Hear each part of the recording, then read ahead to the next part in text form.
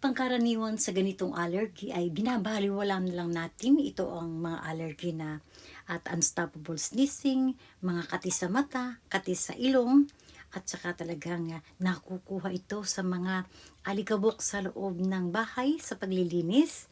So guys, kung bago lang kayo sa channel ko, please subscribe, like and share, and don't forget to hit the bell button para updated kayo sa lahat ng aking mga vlogs. Ito ay mga nakukuha sa mga pagpapagpag ng mga damit, sa mga kapaligiran. So guys, ito ay napakadaling gamutin na hindi alam ng karaniwan. Ito ay ang small amount of olive oil. Kumuha lang kayo ng Johnson Buds. Ang bilhin yung cold press olive oil, yung pang-dressing. So, ito ay talagang napakaganda. So, ito ay talagang pag kumakati ang inyong mga ilong, kumuha lang kayo ng Johnson Buds, ay babad at saka nyo ipanlinis sa loob ng ilong.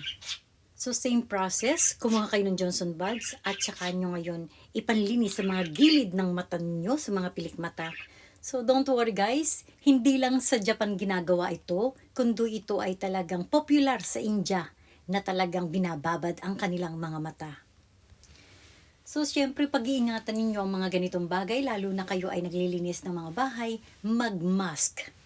So, thank you so much guys for watching and see you to my next vlog. Sana ay makatulong ito. Talagang itry nyo dahil hindi naman kayo maaano dito dahil ito talaga ay lagi kong ginagawa.